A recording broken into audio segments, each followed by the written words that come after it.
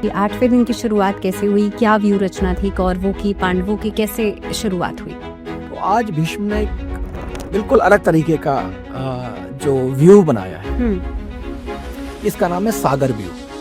सागर यानी समुद्र, एक दरिया, एक बड़ी नदी के समान उन्होंने व्यू रचना करी। धृष्टद्युम्न जो अपने आप में बड़े सेनापति हैं, इन्होंने क्या किया, इन्होंने एक नए प्रकार का व्यू बनाया है, इसको कहते हैं श्रृंगाटक। अच्छा। श्रृंगाटक संस्कृत का वर्ड है, इसको हिंदी में बोले सिंघाड़ा। इस प्रकार से दोनों सेनाएं तैयार हो जाती हैं और युद्ध के लिए आमादा हैं एक दूसरे के ऊपर। पांडवों ने 3 टुकड़ियों में अपनी सेना को विभक्त किया। एक सेना ने आक्रमण किया भीष्म के ऊपर, एक सेना ने आक्रमण किया बाकी राजा जो थे सपोर्टर्स उनके ऊपर, और तीसरी जो टुकड़ी है उसने आक्रमण किया सिर्फ और सिर्फ कौरवों के ऊपर। अच्छा। कौरव मतलब दुर्योधन, उसके भाई। इस प्रकार के स्ट्रेटेजी से काम किया गया। भीष्म पितामह से युद्ध किया, बड़े पराक्रम से युद्ध किया, बड़े तीर मारे इन्होंने एक दूसरे में, और शरीर से रुधिर बह रहा है। अचानक भीम ने एक ऐसा दाव खेला और एक बाण से और भीष्म के जो सारथी था उसको मार दिया। तो भीम तो आज रौद्र रूप में है। 7 के 7 कौरवों को घुमा घुमा करके, कभी विजिताश्व को, कभी पंडितक को, कभी इनके अन्य भाइयों को एक एक करके ये काटते गए और 7 के 7 भाइयों को समाप्त कर दिया। तो महाभारत के युद्ध से पहले पांडवों ने युद्ध में जीत के लिए मां चामुंडा का एक विशेष यज्ञ किया। अच्छा। उस विशेष यज्ञ की पूर्ति के समय पर चामुंडा को प्रसन्न करने के लिए एक नरबलि देनी थी। ये जो इरावान है ना, इरावान भी जैसे पिछले एपिसोड में हमने चर्चा की थी, ये अर्जुन और उनकी चौथी पत्नी उलूपी का पुत्र है। आपको एक राजपुत्र चाहिए बलि देने के लिए, तो मेरा सिर प्रस्तुत है बलि के लिए। भगवान श्री कृष्ण देख रहे हैं, क्या बच्चा है ये, क्या इसकी त्याग की मूर्ति है ये। अब इरावान और अलम्बुश का जो युद्ध होता है, वो युद्ध अपने आप में ऐसा ना भूतो ना भविष्यति, ऐसा कहते हैं, ऐसा युद्ध हुआ है। दोनों ही परम पराक्रमी, दोनों ही मायावी और दोनों ही इंद्रजाल के जानकार, दोनों ऐसे। अचानक एक तलवार का बार आता है और इरावान का सर धड़ से अलग हो जाता है। ये वीर वहां पर गिर पड़ा।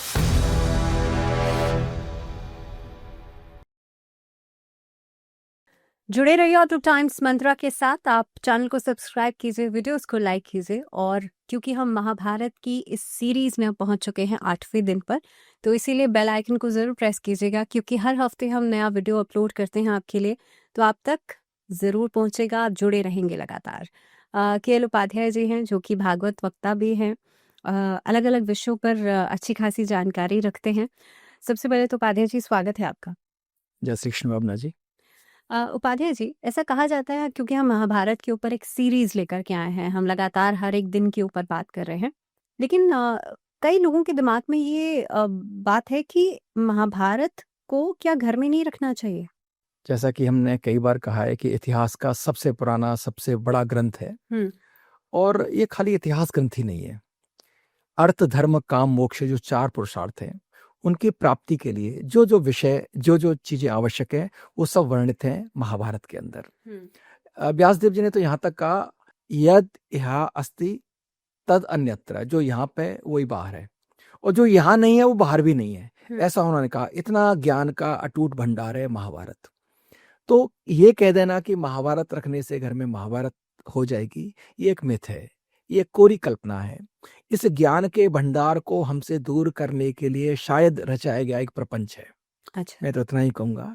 महाभारत जिसमें से गीता जैसा सुंदर विषय निकला, गीता जैसा दिव्य ज्ञान निकला, और विष्णु सहस्त्रनाम जिस पर कि सनातन की बहुत आस्था है, अनुशासन पर्व में विष्णु सहस्त्रनाम वर्णित है, जिनको कि बहुत से सनातन मतावलंबी नित्य पाठ में लेकर के आते हैं। गीता को घर घर में पढ़ा जाता है। तो ऐसा ग्रंथ जिसमें से जिसने हमें गीता दी, विष्णु सहस्त्रनाम दिया, सारे अर्थ, धर्म, काम, मोक्ष प्राप्त करने के साधन दिए, उसको घर में रखने से तो मंगल ही होगा, कभी अमंगल नहीं हो सकता।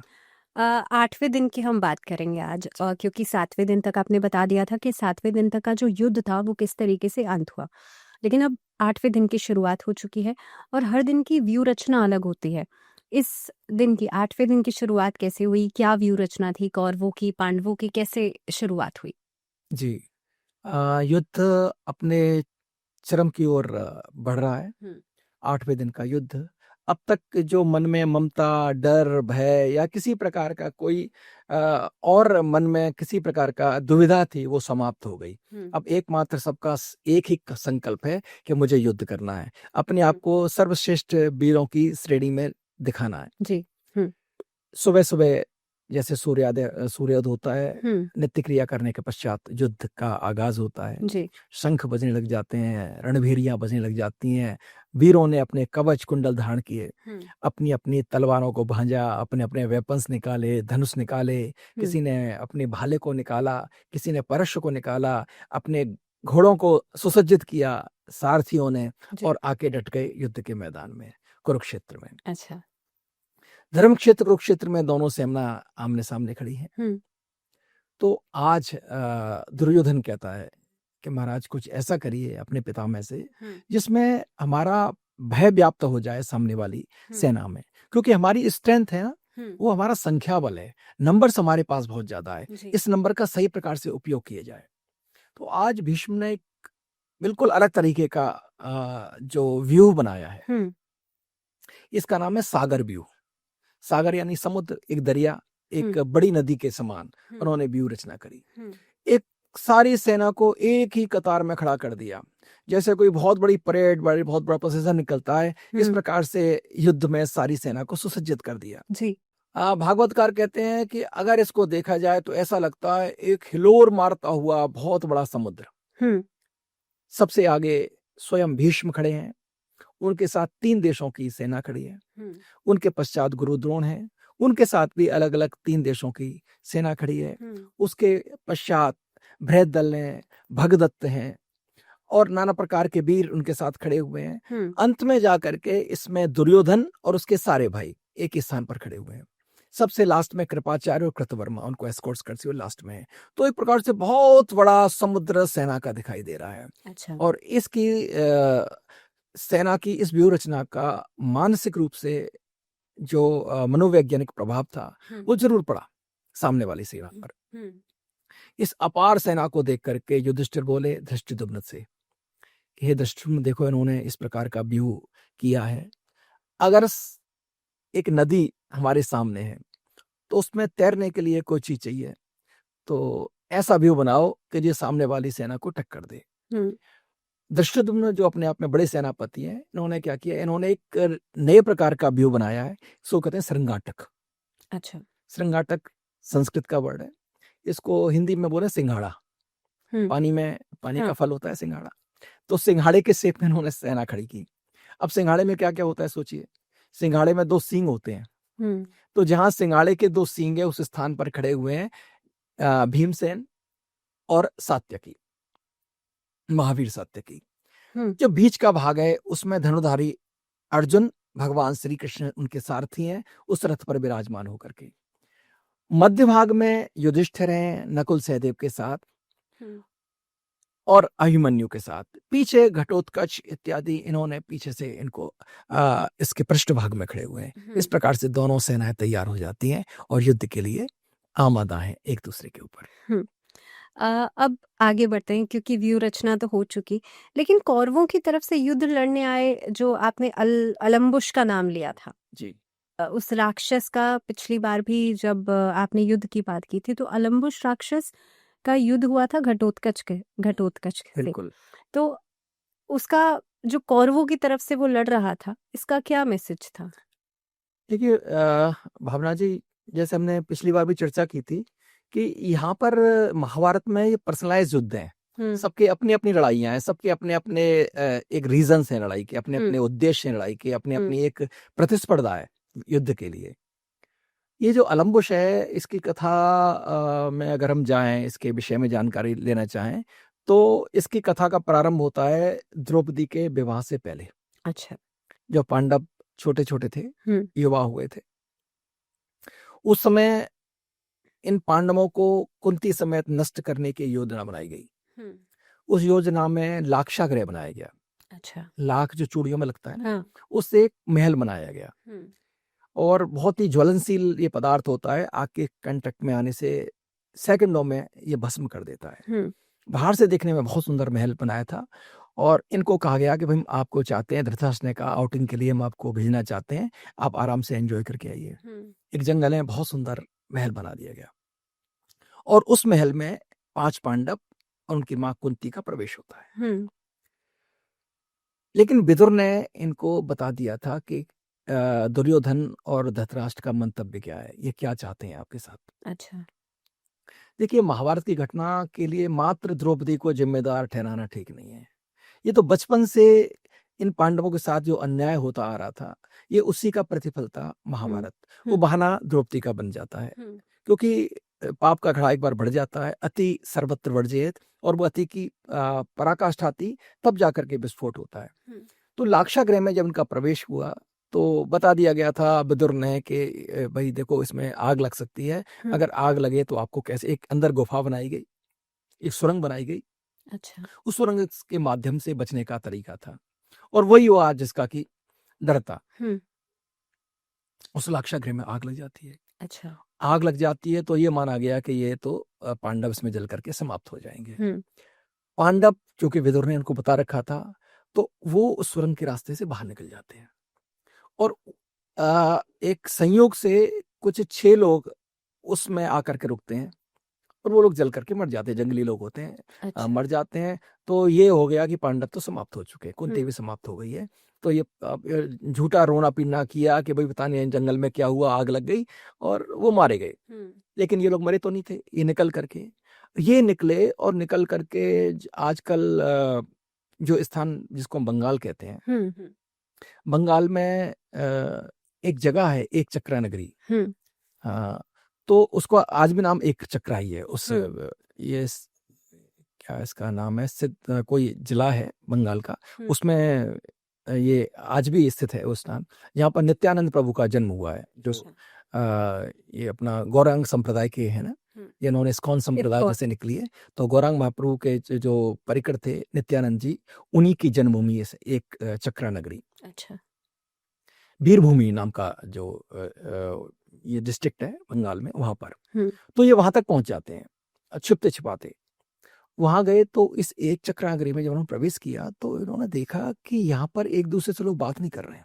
अच्छा। पूरे शहर में और मरघट जैसा सन्नाटा है। कोई किसी से बात नहीं कर रहा है, सब अपने काम में बस गर्दन नीचे झुकाए, सब शोक में मग्न है, सब लोग घूमते रहते हैं।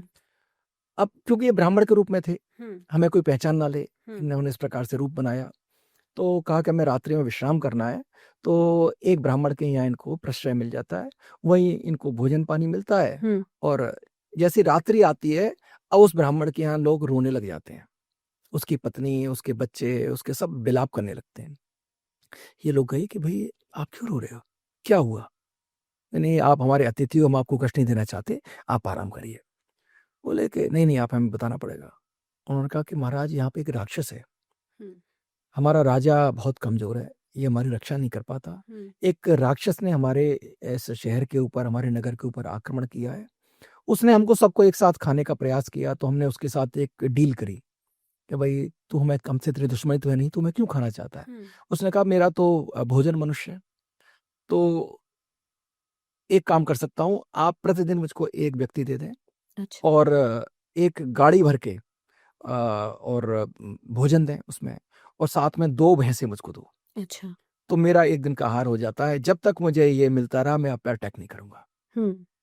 और गांव वालों ने मिलकर के एक योजना बनाई और एक आपस में मीटिंग की और ये कहा कि भाई एक दिन में एक घर से एक आदमी जाएगा।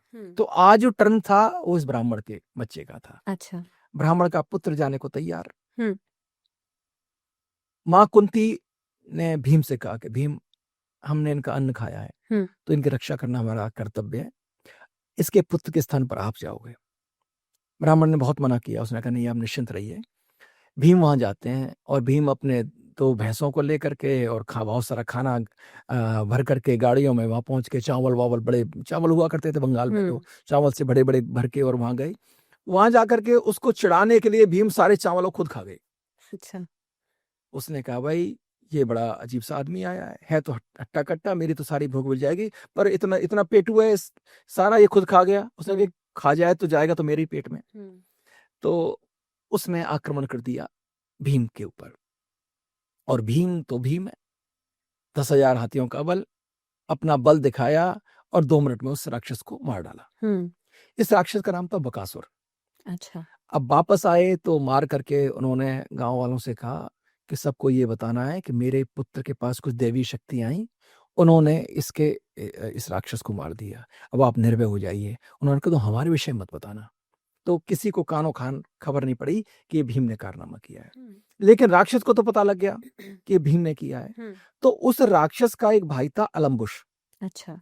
इसको जीवन दान दिया था। भीम ने कहा था कि आज के बाद अगर तुम ये प्रतिज्ञा करते हो, आप मनुष्यों को मारना बंद कर दोगे, तो तुम्हें जीवन दान दे दूंगा, नहीं पूरे परिवार को समाप्त कर दूंगा।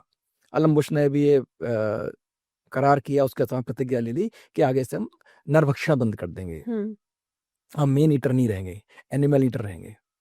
तो यहाँ तक बात हो गई। अब ये जो अलम्बुश था, ये तो क्रोध पाल के बैठा हुआ था भीम के लिए, जबकि भीम ने तो उसको प्राणदान दिया था, लेकिन वो भूल गया उसको। वो दुर्योधन के पास गया, उसने कहा कि मुझे भीम से बदला लेना है तो मैं तेरे पक्ष में युद्ध करूंगा। ये बकासुर का भाई अलम्बुश है, ये बहुत मायावी शक्तियों से संपन्न है। अभी आप आज के कथा के दौरान इसका पराक्रम देखेंगे और देखेंगे किस प्रकार से अपने युद्ध किया। जी, तो उपाध्याय जी, अब आगे का युद्ध की बात करते हैं। अब युद्ध की स्ट्रैटेजी तो बन गई है, आगे युद्ध कैसे चलेगा? हाँ, आगे युद्ध समरांगण में दोनों तरफ के वीर एक दूसरे के खून के प्यासे, विजय की कामना से आए हुए, अब कवच कुंडल पहन करके तैयार, सारे युद्ध के लिए तत्पर। एक स्ट्रेटेजी बनाई गई। पांडवों ने 3 टुकड़ियों में अपनी सेना को विभक्त किया। एक सेना ने आक्रमण किया भीष्म के ऊपर, एक सेना ने आक्रमण किया बाकी राजा जो थे सपोर्टर्स उनके ऊपर, और तीसरी जो टुकड़ी है उसने आक्रमण किया सिर्फ और सिर्फ कौरवों के ऊपर। अच्छा। कौरव मतलब दुर्योधन, उसके भाई। इस प्रकार के स्ट्रेटेजी से काम किया गया। भीष्म तो भीष्म है, जब भीष्म का डंका बजता है तो आवाज कहीं और ही आती है। भीष्म ने संजय देश के राजा, पांचाल देश के जो राजा थे, उनके सैनिकों का नरसंहार शुरू कर दिया। आज के स्ट्रेटेजी में ये रहा गया, सब लोगों के महारथियों से ना भिड़ करके हम सेना का संहार करें। दोनों तरफ से यही था कि सेना कम से कम होती जाएगी तो हमें युद्ध में आसानी हो जाएगी। तो पांचालों की तरफ चीत्कार हो रहा है, इधर संजय देश के जो सैनिक थे वो मारे जा रहे हैं। जब भीम ने देखा कि ये तो आए तो विकराल रूप में है भीष्म, तो ये सामने आके अड़ गए, क्योंकि एक जो सिंघाड़े का जो एक हॉर्न है, उसके जो उसका सींग है उस पर भीम खड़े हुए। हाँ। तो फ्रंट पे भीम है, तो भीम को आना ही था। भीम फ्रंट में आकर के सीधे टकरा गए भीष्म पितामह से। अच्छा। भीष्म पितामह से युद्ध किया, बड़े पराक्रम से युद्ध किया, बड़े तीर मारे इन्होंने एक दूसरे में, और शरीर से रुधिर बह रहा है। अचानक भीम ने एक ऐसा दाव खेला और एक बाण से और भीष्म के जो सारथी था उसको मार दिया। अच्छा। अब सारथी को मार दिया तो घोड़े किसी के कंट्रोल में नहीं, भीष्म तो बाण बरसा कर रहे हैं।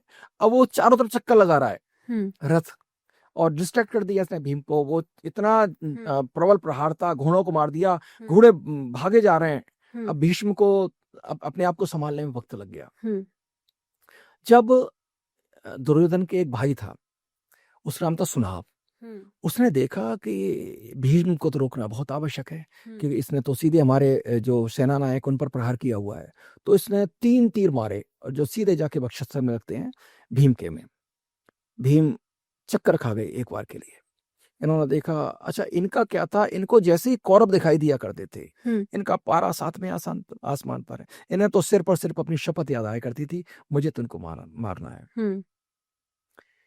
भीम ने सबको छोड़ दिया सीधे उस कौरव पुत्र के सामने, और इन्होंने भी तीर का संधान किया और ऐसा तीर मारा, उड़ा दिया उसको। एक बार में उसकी समाप्ति हो गई। अच्छा। जैसे ही सुनाभ मरता है तो उसके साथ में 7 भाई और खड़े थे। विशालाक्ष थे, पंडितक नाम था, ऐसे करके 7 भाई थे। 7 भाइयों ने घेर लिया भीम को अब भाई का बदला तो लेना है, भाई मार दिया सामने सामने, भाई मरा पड़ा है, तो युद्ध के लिए प्रवृत्त हो गए। भीम को चारों तरफ से घेर लिया और बींध डाला चारों तरफ से बाणों से भीम को। तो भीम तो आज रौद्र रूप में है। सात के सात कौरवों को घुमा घुमा करके, कभी विजिताश्व को, कभी पंडितक को, कभी इनके अन्य भाइयों को एक एक करके ये काटते गए और सातों के सात भाइयों को समाप्त कर दिया। अच्छा। दुर्योधन चीत्कार करने लगा, अरे भीम ने तो मेरे सात के सात भाई मार दिए। और आज तो उसके दुख का पारावार नहीं है कि युद्ध के शुरुआत में ही अगर भीम का ये रूप है, युद्ध के समाप्ति तक क्या हो जाएगा। दौड़ करके जाता है और भीष्म से कहता है कि महाराज क्या करवा रहे हो, मेरे सात के सात भाई मार दिए इस भीम ने, आप इसको संभालो। मैंने ऐसा क्या कर दिया, मैंने आप पर भरोसा किया, उन्होंने कृष्ण पर भरोसा किया, मैंने आप पर भरोसा किया, आपके रहते हुए मेरे भाई कैसे मर सकते हैं। ये तो विदुर ने जो कहा था वही सत्य होता प्रतीत होता है, ये तो मेरी गलती रही कि मैंने आप लोगों को विश्वास करके युद्ध किया। भीष्म कहते हैं, अरे दुष्ट, अगर तू इस बात को समय रहते समझ लेता तो आज तुम्हारे भाई नहीं मरते। फिर अब इस समय स्थिति ऐसी हो गई है, अब युद्ध से वापसी का समय तो नहीं है, तो अपने मन को स्थिर रख, हम युद्ध में आते हैं, दोबारा युद्ध करते हैं। और यहाँ तक कि अपने भाई अपने पुत्रों का वध देख करके वहां दूर बैठा हुआ धृतराष्ट्र भी रोने लगा। अच्छा। चिंगाड़ने लगा और विदुर से कहने लगा, अरे विदुर, मैंने इस दुर्योधन को कितना समझाया, तो युद्ध मत कर, ये माना ही नहीं। विदुर उस अंधे की इस दृष्टि को देख करके और हंसने लग गए। जब चीजें हाथ से निकलती हैं तो हर आदमी जिम्मेदारी से भागने की कोशिश करता है। मैंने काश वाकई आपने इस बच्चे को समझाया होता, अपने पुत्र को समझाया होता। तो धृतराष्ट्र, ये महाराज, ये जो कुछ हुआ है आपकी करने का ही प्रतिफल है, ये तो आपके कर्मों का फल है जो आपको भुगतना पड़ रहा है। अब आप मन को स्थिर करिए और युद्ध के आगे का वृत्तांत सुनिए। ठीक है, अब आगे की भीम ने दुर्योधन के भाइयों को मार दिया, लेकिन अब पांडवों और कौरवों में आगे का युद्ध की बात करते हैं। बाकी लोग जो हैं उनका क्या इस समय पर, उनकी क्या सिचुएशन है? जब ये लोग कमजोर पड़ने लगते हैं कौरव, तो इन्हें कुछ नाम याद आते हैं जो हमेशा इनके साथ खड़े रहते हैं। ये भीष्म के पास भागा और भीष्म ने इसकी रक्षा के लिए प्रयुक्त किया द्रोणाचार्य को। अच्छा। गुरु द्रोण आते हैं और द्रोण ने नरसंहार करना शुरू किया। द्रोण का प्रतिकार करने के लिए सामने दृष्टिद्युम्न, सात्यकी, ये लोग आ जाते हैं और युद्ध चल रहा है, अपने चरम पर है। अचानक इन्होंने क्या किया कि शकुनी के पास एक अलग तरह की सेना है। जैसे भगदत्त के विषय में आपको पिछले एपिसोड में बताया, उसके पास गज सेना थी। हाँ। शकुनी की जो स्पेशलिटी है वो है अश्वों की सेना। अच्छा। आज भी अफगानिस्तान, काबुल, इस तरफ के जो हॉर्सेस हैं, जो अश्व हैं, बड़ी अच्छी क्वालिटी के माने जाते हैं। अरब के जो घोड़े हैं अच्छे माने जाते हैं। तो इसके पास वही अच्छे एक अस्तबल बड़ा जबरदस्त था। इसने अपना अस्तबल प्रयोग किया और वायु की वेग से भागने वाले घोड़े, इन घोड़ों ने आक्रमण किया। जब उन्होंने आक्रमण किया तो इनके पास एक वीर है, उसका नाम है इरावान। ये उस समय का सबसे बड़ा घुड़सवार है। अच्छा। हाँ। वैसे अश्वों की जानकारी की बात करें तो उस समय के जो बेस्ट जो अश्वों की जानकारी रखने वाले थे वो नकुल और सहदेव थे। इनसे बड़ा कोई घुड़सवार नहीं था उस समय पे। लेकिन इसके पास एक बड़ी जबरदस्त सेना थी घोड़ों की, इरावान के पास। इरावान जो आया था नागालैंड से, नागलोक जिसको कहते हैं, जो अर्जुन का पुत्र था। अर्जुन का पुत्र था। हाँ। बिल्कुल जी। तो अर्जुन का पुत्र था और उलूपी से ये पुत्र उत्पन्न हुआ था। और आपने कहा था कि केरल में, साउथ में इनकी पूजा भी होती है जी। वो क्या कहानी है? हाँ, देखिए, कुछ चरित्र ऐसे हैं जिनका महाभारत में इतना वर्णन नहीं है। जैसे हमने एक एपिसोड किया था आपके ही टाइम्स मंत्रा पे, खाटू श्याम वरवरिक के विषय में। तो वरवरिक हमारे उत्तर भारत के बहुत बड़े देवता हैं और हजारों की तादाद में, लाखों की तादाद में लोग जाते हैं, उनकी मनोकामनाएं पूरी होती हैं। तो लोग एक झंडा उठा करके उनकी पूजा करने के लिए जाते हैं, आपने सुना होगा। इसी प्रकार से एक लोक देवता है इरावान, ये साउथ के देवता हैं। वहाँ एक छोटा सा गांव है उस गांव में इनकी पूजा होती है और पूजा इतनी विशिष्ट होती है कि 18 दिन का मेला लगता है। अच्छा। उस मेले में भारतवर्ष के लगभग सारे ही किन्नर लोग पहुंचते हैं। बड़े सुंदर सुंदर सज करके, किन्नर तो सजते ही होते हैं, आपको पता है, और बड़ा गोल्ड पहन करके आभूषणों के साथ वो जाते हैं वहाँ। और वहां जा करके एक दिन के लिए वो इरावान से विवाह करते हैं। अच्छा। हाँ जी, वन डे मैरिज। सबके गले में मंगलसूत्र पहनाया जाता है, अच्छा। इरावान के नाम का, और अगले दिन वो विधवा भी हो जाते हैं। अच्छा। एक दिन की मैरिज है। इसके पीछे एक जुड़ी हुई कथा है, लोक कथा है, कि जब महाभारत का युद्ध प्रारंभ हो रहा था, तो महाभारत के युद्ध से पहले पांडवों ने युद्ध में जीत के लिए मां चामुंडा का एक विशेष यज्ञ किया। अच्छा। उस विशेष यज्ञ की पूर्ति के समय पर चामुंडा को प्रसन्न करने के लिए एक नरबलि देनी थी, और नरबलि भी क्या, एक राजपुत्र की बलि देनी थी। मतलब एक राजपुत्र को चढ़ाना था, राजा के बेटे को, और मां को भेंट करना था। अब राजपुत्र कौन है? अभिमन्यु, उसके 5 भाई, तो किसका नंबर आ सकता है, कौन हो सकता है? ये सारे बहुत इंपॉर्टेंट थे, सबकी अपनी अपनी ममता, सबके अपने अपने प्रेम, तो कोई किसी वजह से कोई राजपुत्र आगे नहीं आया। ये जो इरावान है ना, इरावान भी जैसे पिछले एपिसोड में हमने चर्चा की थी, ये अर्जुन और उनकी चौथी पत्नी उलूपी का पुत्र है। इससे मुलाकात उनकी इंद्रलोक में होती है वैसे अर्जुन की। अच्छा। जब इंद्र के पास मिलने के लिए अर्जुन गए, तो वहां उनका पुत्र पहुंच गया अपने पिता से मिलने। इसके पास भी असीम शक्तियां थी, ये कहीं भी उड़ के जा सकता था, इतना प्रभावशाली था ये, क्योंकि सर्पों का वंशज है, सर्प उड़ने वाले सर्प भी होते हैं, तो इस प्रकार से इस पास वो शक्तियां थी कि जा सकता था। अपने पिता से बताया, अपना परिचय दिया कि मैं आपका पुत्र हूँ। तो पिता ने कहा, उसको गल छाती से लगाया, इंद्र से मिलवाया और कहा, पुत्र आवश्यकता पड़ेगी तो मैं तुझे अवश्य याद करूंगा। अच्छा। आज अर्जुन सोच ही रहे थे, तो ये उनका पुत्र इरावान वहां पे आ जाता है। हे पिताश्री, आपने मुझे याद नहीं किया। अरे पुत्र, तुझे क्यों याद करता? नहीं नहीं, आज मेरी आपको आवश्यकता है, आपको एक राजपुत्र चाहिए बलि देने के लिए, तो मेरा सिर प्रस्तुत है बलि के लिए। भगवान श्री कृष्ण देख रहे हैं, क्या बच्चा है ये, क्या इसकी त्याग की मूर्ति है ये। तो अंत में उसकी जिद पर और आवश्यकता के अनुसार इसको स्वीकार किया गया बलि के लिए। भगवान श्री कृष्ण का, पुत्र तेरे कुछ मन में है, तेरी बलि कल होने वाली है, तू कुछ चाहता है कि जो कोई ऐसी कामना जो तेरे मन में रह गई हो? उसने कहा, महाराज कामना तो है। उसे क्या कामना है? तो बोला कि महाराज मैं विवाह करना चाहता हूँ। अच्छा। I want to marry. तो किससे? ये मुझे नहीं पता, मुझे विवाह करना है। मेरे मन में ये थी कि मैं शादी करूंगा, तो मैं विवाह करना चाहता हूँ। अब जो आदमी कल मरने वाला है, उसको कोई अपनी लड़की देगा?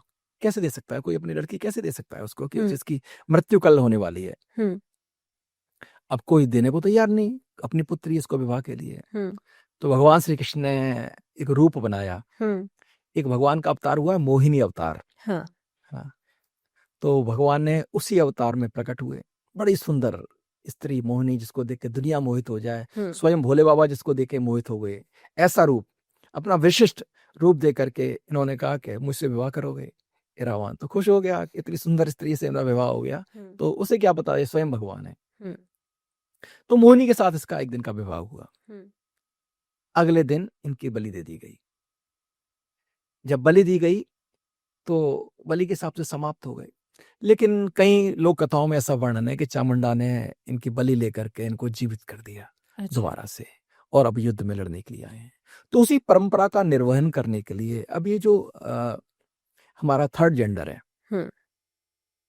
जिनको कि हम किन्नर कहते हैं, ये लोग भी अपने आप को उस मोहिनी रूप का ही अंश मानते हैं। अच्छा। कि नर और नारी, अर्धनारीश्वर जो रूप है, वही इनका रूप है।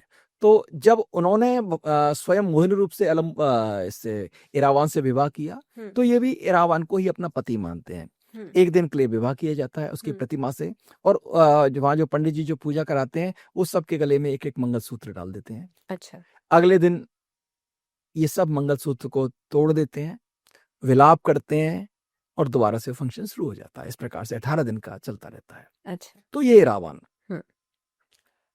अदम्य योद्धा, माँ जैसा फुर्तीला और पिता जैसा गुणवान अर्जुन का पुत्र, अपनी अश्व सेना को लेकर के और जाकर के भिड़ गया ये शकुनी के 6 पुत्रों से, शकुनी के 6 भाइयों से, सुबल के 6 पुत्रों से। अब इनसे इसका युद्ध प्रारंभ होता है। पहले एक एक करके युद्ध प्रारंभ होता है, तो फिर 6 के 6 इसको घेर लेते हैं। 6 के 6 ये ऐसा अप्रतिम वीर 6 से एक साथ युद्ध करता है और ऐसा युद्ध करता है, ऐसा युद्ध करता है कि ये माया भी था, सारी माया एक क्षण के अंदर इसने इतने ज्यादा अपना माया से उनको घेर दिया कि उनको आश्चर्यचकित हो गए इसके युद्ध को देख करके। अच्छा। हजारों तलवार, हजारों ढाल, हजारों बाण इसको उनको दिखाई देने लगे और एक एक करके इसने सारे शकुनी के भाइयों को मार दिया। भाइयों को मार दिया तो शकुनी चीत्कार करने लगा। दुर्योधन से भी उसका चीत्कार नहीं देखा गया और ये तो आज ऐसी फॉर्म में है इरावान कि इसके सामने कोई टिक नहीं पा रहा है, कोई नहीं टिक पा रहा है। जितने भी प्रहार होते हैं ये सब सह जाता है और सेना का संहार ये कर रहा है, चिंगाड़ रहा है जोर जोर से। दुर्योधन का लगा कि इसकी टक्कर का मुझे कोई लेके आना पड़ेगा जिसको माया का भी ज्ञान हो। देखिए आज के युद्ध में एक चीज विशेष है, एक दिन केमिकल वेपन्स का युद्ध हुआ, एक बार मिसाइल्स का अटैक हुआ। आज का युद्ध है ना, ये इल्यूजन का युद्ध है, आज माया का युद्ध है। अच्छा। हाँ, आज की माया का आप युद्ध देखेंगे तो सोचिए कि उस समय पर कितनी क्रिएशन थी, कैसे हो सकती थी चीजें, इंद्रजाल क्या था, जादू क्या हुआ करता था उस समय। आज के युद्ध में वर्णन आएगा। ये जाता है अलम्बुश के पास। अलम्बुश जो राक्षस है जिसके बारे में हमने बात की है, अलम्बुश के पास जाता है और अलम्बुश से दुर्योधन कहता है कि अलम्बुश आज तेरा बदला लेने का समय आ गया। अच्छा। देख इरावान युद्ध में है और तू ही उसको टक्कर दे सकता है, तू ही ऐसा वीर है जो उसको टक्कर दे सके और इसको बचाने के लिए भीम आएगा, फिर तू अपने बदला ले सकता है अपने भाई का। अलम्बुश भीम का नाम सुनते तो उसके तन बदन में आग लग जाती है, इसीलिए तो युद्ध में आया है वो। इरावान के समक्ष युद्ध में आता है। अब इरावान और अलम्बुश का जो युद्ध होता है, ओहो, वो युद्ध अपने आप में ऐसा ना भूतो ना भविष्यति, ऐसा कहते हैं, ऐसा युद्ध हुआ है। दोनों ही परम पराक्रमी, दोनों ही मायावी और दोनों ही इंद्रजाल के जानकार, दोनों ऐसे। युद्ध प्रारंभ हुआ तो कभी कोई भारी पड़ रहा है, कभी कोई भारी पड़ रहा है और इरावान ने तो ऐसा बाणों का व्यूह रच दिया कि इसकी शक्तियों को बाधित कर दिया। इसके जो इरावान के अलम्बुश के साथ के जो राक्षस थे उनको इसने मार दिया, 4 राक्षसों को वध कर दिया, इसकी सेना का संहार कर दिया। अब उसने एक शक्ति का प्रहार किया इसके ऊपर, इरावान के ऊपर। इरावान ने वो शक्ति भी समाप्त कर दी। अच्छा। अब उसको लगा ये साधारण तरीके से मानने वाला वीर नहीं है, इसने अपनी एक खास माया का प्रयोग किया। एक इल्यूजन की माया इसके पास थी। इल्यूजन ऐसा कि उसको भ्रम हुआ करता था कि मेरे सामने अलम्बुश खड़ा है। अच्छा। इसने तलवार निकाली, अलम्बुश के 2 टुकड़े कर दिए।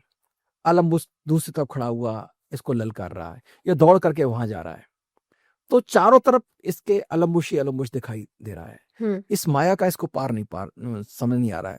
अचानक इसने अपने जो सर्प जो थे, इसके नाग थे, को बुलाया। नागलोक के हजारों की तादाद में इरावान के साथ नाग आ गए। अच्छा।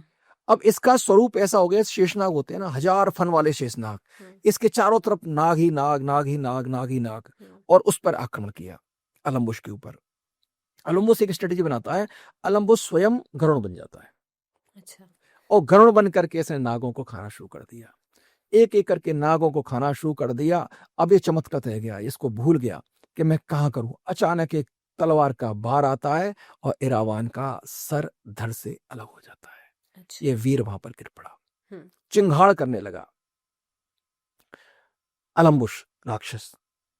अब अलम्बुश का ऐसा, अब इसका वध देख करके अभिमन्यु, घटोत्कच इत्यादि वीर यहाँ पर आते हैं। अब घटोत्कच ने मोर्चा संभाला। घटोत्कच क्योंकि स्वयं राक्षस है, राक्षस तो राक्षस के ऊपर माया नहीं चलेगी, तो इसने मार करके उसको भगा दिया। अलम्बुश को। हम्म।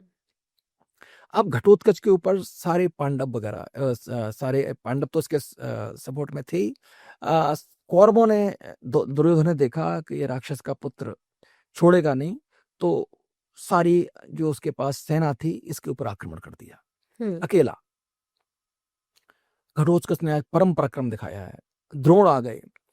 अब आप भी लगाइए, एक अकेला घटोत्कच इसने एक साथ ही 7 महावीरों को पराजित कर दिया। अच्छा। हाँ, द्रोण का धनुष तोड़ दिया, द्रोण के सारथी को मार दिया। द्रोण अपने प्राण की रक्षा करते हुए द्रोण जैसा महारथी और उसके पृष्ठभाग में जाकर के बैठ गए। कृतवर्मा जो जो इसके सामने आया आज सबको धराशायी कर दिया, सबके सब धराशायी हो गए। और इतना भयंकर युद्ध इसने किया है। भगदत्त को लाया गया जो उनका सबसे बड़ा गज सेना वाला था, जिसके पास गज सेना थी। या भगदत्त को लेकर के आए तो युद्ध हुआ है, चारों तरफ से घटोत्कच घिरा हुआ है। उधर युधिष्ठिर कहते हैं कि ये राक्षस आज बहुत दहाड़ रहा है, हमारा राक्षस, कोई रीजन है, आप इसके पास जाओ। तो भीम आते हैं, भीम इसकी सहायता करते हैं, दोनों बाप बेटे मिलकर के गदर मचा देते हैं। आज एक विशेष बात और हुई, इसने आज एक ऐसी माया का प्रयोग किया जिसको हम आज AI टेक्नोलॉजी कहते हैं ना, कि आदमी खाली आपका फेस है, आपसे कुछ भी करवा देते हैं फेस को यूज करके। उसने सेम टेक्नोलॉजी का ऐसा यूज किया कि जो उनकी सेना थी, कौरवों की सेना, उनको लगा कि द्रोण तो कहीं पड़े करा रहे हैं। अच्छा। दुर्योधन तो रो रहा है, दुर्योधन तो जमीन में पड़ा हुआ है, भीष्म पितामह कहीं और दूर नजर आ रहे हैं। तो सारे के सारे महारथी सारी सेना को लगा तो जमीन पर लेटे हुए हैं। मतलब और जो सैनिक मर खट रहे थे ना, उनको उनके रूप में ये दिखाई दे रहे हैं। अच्छा। अब जब कमांडर्स हार जाता है तो सेना का मनोबल कहाँ रहता है, किसके लिए लड़ेंगे? उस सारी सेना में भगदड़ मच गई। अच्छा। और ऐसी भगदड़ मची कि अब भीष्म रोक रहे, कायरो कहाँ भाग रहे हो? अरे हम यही हैं, अरे ये सब माया है, मत मत मत चक्कर में खाओ, ये माया है। कौन सुनने वाला है? वो जान बचा करके जिसका जहां मन कर रहा है भाग रहे हैं। अब घटोत्कच सामने है और ये सारे वीरों ने एक भीम सामने है। तो भगदत्त जो था वो बड़ा वॉरियर था, उसने इनको टक्कर दी है। और एक स्थिति ऐसी आई कि जिस स्थिति में लगने लगा कि भीम गिरने वाले हैं। अच्छा। हाँ, तो उस समय इनका एक मित्र था भीम का, राजा नील। उसने आके मोर्चा संभाला और भीम को एक प्रकार से जीवन दान दिया। आज की स्थिति ऐसी रही। अब जब युद्ध अब शाम का समय युद्ध समाप्त होने वाला है। युद्ध की विशेषता आज एक और रही कि इरावान की मृत्यु का समाचार अर्जुन तक नहीं पहुंच पाया। अच्छा। शाम का समय हुआ, जब युद्ध अपने इंटेंस कंडीशन पे पहुंच गया, अपने चरम पे पहुंचा हुआ है, उस समय युधिष्ठिर कहते हैं कि अर्जुन आपकी आवश्यकता है। सारे लोगों ने भीम और घटोत्कच को घेर रखा है, अगर आप नहीं गए तो कुछ भी हो सकता है। आप हमारी परवाह छोड़िए, हम यहाँ पे युद्ध कर रहे हैं, आप जाइए। अर्जुन जैसे भीम के पास आते हैं, भीम एक प्रकार से पराभव भीम का हुआ है, भीम गिरने वाले थे, संभाला नील ने आकर के। इस समय अर्जुन को भीम बताते हैं कि भैया एक बहुत दुखद घटना है। क्या हुआ? इरावान की किस प्रकार से मृत्यु होती है वो बताते हैं कि इरावान मारा गया। बहुत दुख होता है अर्जुन को, आखिर है तो पुत्र, और एक ऐसा पुत्र जिसने युद्ध से पहले ही अपना बलिदान दिया था, जिसने अपने आप को प्रूव करने में कोई कसर नहीं छोड़ी और बताया शकुनी के 6 पुत्रों को उसने मार दिया है और वीर गति प्राप्त करी है। कृष्ण से बोला, हे कृष्ण क्यों करवाया युद्ध? क्या आवश्यकता थी? हमें क्या मिल जाएगा? एक वीर कहां से चल करके, एक ऐसा बच्चा मैंने जिसका बचपन नहीं देखा, एक ऐसा बच्चा जिसने अपने पिता को नहीं देखा, उस बच्चे ने प्राणोत्सर्ग कर दिए, मर गया, वीर गति से चला गया। क्या लीला है आपकी? क्या करवाना चाहते हो आप? किसके लिए युद्ध करूं मैं? मेरे बच्चे मर जाएंगे, इस जमीन का क्या करूंगा? इन जमीन के टुकड़ों का इन राज्य भोग करके हम क्या करेंगे कृष्ण? मोह द्वारा जगा। लेकिन फिर कृष्ण की मुस्कान ने दोबारा गीता सुना दी। एक मुस्कान मात्र से बोला कि हे कृष्ण ले चलो मुझे उस आतताई के सामने जिसने मेरे पुत्र का वध किया है। आते हैं तो अलम्बुश तब तक भगा चुके थे। भीम बीच में आकर के और समरांगण में आ जाते हैं और अब युद्ध तो अपने चरम पर है। रात्रि हो गई है, युद्ध में लगातार अब भीम के सामने, भीम को घेरने के लिए अब सुबह उनके 7 पुत्र मारे गए, 8 पुत्र मारे गए। शकुनी के शकुनी के पुत्र मरे हैं। इधर सबसे पहले जो शुरुआत हुई थी 8 कौरव की हत्या हो चुकी है भीम के द्वारा। अब उनके मन में तो बदला लेने की आकांक्षा है और यही चाहता है दुर्योधन कि कैसे अगर भीम समाप्त हो जाएगा तो हमें युद्ध में ऐज मिल जाएगी, हम युद्ध में जीत पाएंगे। अच्छा। इसने सारे भाइयों को बुलाया कि मिल करके हम इसको पकड़ देते हैं भीम। भीम के चारों तरफ सारे के सारे कौरव आकर के और युद्ध के लिए। भीम के रथ को तोड़ दिया गया, भीम के धनुष को तोड़ दिया गया, भीम के छत्र को तोड़ दिया गया और भीम खाली गदा लेकर के बीच में खड़े हैं। अब ये मौका था कि सारे के सारे लोग मिलकर मार देते, लेकिन अर्जुन ने उनको एक बैकफायर दिया, इनको आकर के सपोर्ट किया। तो उन्होंने बाकी समों की पूरी भीष्म की, द्रोण की, इन सब का जो आघात हो रहा था भीम कर उसको रोका। इसी मौके को पा करके भीमसेन ने अपनी गदा उठाई तो 1 2 3 4 5 और 9 कौरवों की हत्या कर दी। अच्छा। आज के दिन में 8 और 9 17 कौरव मार दिए भीम ने। चित्कार कर रहे हैं, चिंगाड़ कर रहे हैं और उनके लहू को, उनकी अंतड़ियों को फाड़ रहे हैं, अपने शरीर पे लगा रहे हैं। अपना प्रतिशोध पूरा हो रहा है ना उनका। तो एक पिशाच की तरह से घूम रहे हैं भीमसेन युद्ध में। रात्रि का समय हो गया है, अब तो सेना कांपने लगी। सेना तो पहले घटोत्कच ने भगा दी थी। अब द्रोणाचार्य भी अपने हिसाब से जितने सैनिकों को मारने का प्रयास करके वो भी मार रहे हैं, भगदत्त भी, सब लोग, सबका प्रयास ये है कि जितने से ज्यादा नुकसान दूसरी सेना का कर दी जाए उतना किया जाए। और अब सूर्य अपने अस्ताचल की ओर गए हैं, सूर्यास्त हो गया और शंखनाद किया गया, युद्ध समाप्ति की घोषणा। इस प्रकार से 8वें दिन के युद्ध की समाप्ति होती है। बहुत बहुत धन्यवाद आपका। अगले दिन हम बात करेंगे कि 9वें दिन क्या महाभारत के युद्ध की शुरुआत कैसे हुई। लेकिन आज के लिए बहुत धन्यवाद। जय श्री कृष्ण।